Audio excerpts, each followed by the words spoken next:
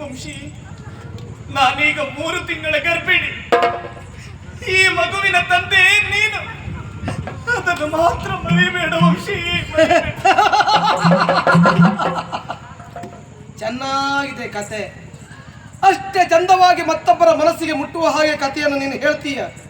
ಆದ್ರೂ ಒಂದು ತಿಳ್ಕೊ, ಕಥೆಯೆಲ್ಲ ಜೀವನವಾಗುವುದಿಲ್ಲ ಮತ್ತು ಸತ್ಯವನ್ನ ಯಾವುದೇ ಕಾರಣಕ್ಕೂ ಮರಿಬೇಡ ನೀನು. ಏನಂದೆ?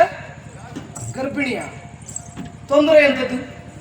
ಎಲ್ಲೋ ಗಣಿಕೆಯರ ಕೇರಿಯಲ್ಲಿ ಹುಟ್ಟಿ ಬೆಳೆದಳು ನೀನು. ಅಲ್ಲಿಯೋ ಯಾರನ್ನ ಸೇರಿ ಆ ನಿನ್ನ ಗರ್ಭಕ್ಕೆ ನಾನು ತಂದೆಯಾಗುವುದಕ್ಕೆ ಸಾಧ್ಯ ಇಲ್ಲ. ನಿನಗೆ ಹೋಗಲಿಕ್ಕೆ ಏನು ಕಷ್ಟ, ಏನು ನಷ್ಟ, ನಿನಗೇನು ಬೇಕು ಹೇಳು. ಉಡುವುದಕ್ಕೆ ಪಟ್ಟೆ ಸೀರೆ ಬೇಕಾ? ಉಣ್ಣುವುದಕ್ಕೆ ಮೃಷ್ಟಾನ್ನ ಬೇಕಾ? ಕೈ ತುಂಬ ಹಣ ಬೇಕಾ? ಅದು ಬೇಡ. ಮೈ ತುಂಬ ಹೇರಿಕೊಳ್ಳುವುದಕ್ಕೆ ಆಭರಣ ಬೇಕಾ? ಅಷ್ಟನ್ನು ಕೇಳು, ಕೊಡಿಸುವಂತ ವ್ಯವಸ್ಥೆ ನಾನೇ ಮಾಡ್ತೇನೆ. ಆದ್ರೆ ಅದನ್ನು ತೆಗೆದುಕೊಂಡು ಬಾಯಿ ಮುಚ್ಕೊಂಡು ಹೋಗ್ತಿರ್ಬೇಕು. ನನ್ನ ಆಭರಣವೇ ನೀನು. ನೀನೇ ದೂರಾದ ಮೇಲೆ ಮತ್ತೆ ಬೇರೆ ಆಭರಣದ ಆಸೆ ನನಗಿಲ್ಲ ವಂಶಿ.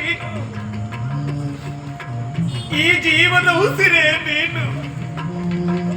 ಉಸಿರೇ ದೂರಾದ ಮೇಲೆ ಮತ್ತೆ ಬದುಕುಂಟೆ ಇಲ್ಲ. ನನಗೇನು ಬೇಡ. ನೀನಾಡಿದ ಮಾತುಗಳೇ ನನ್ನ ಹೊಟ್ಟೆಯನ್ನು ತುಂಬಿಸಿತು ವಂಶಿ.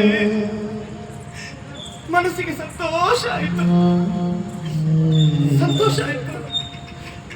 ನಾನು ಬರ್ತೇನೆ, ನಾನು ಬರ್ತೇನೆ.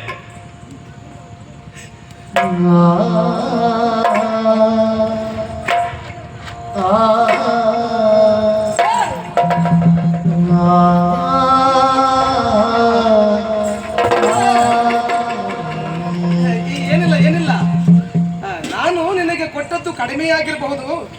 ಹೆಚ್ಚಿಗೆ ಬೇಕಾದ್ರೆ ಕೇಳು ಅಂತ ಹೇಳಲಿಕ್ಕಷ್ಟೇ ನಿನ್ನನ್ನು ಕರೆದದ್ದು, ಬೇರೆ ಎಂಥದ್ದು ಇಲ್ಲ.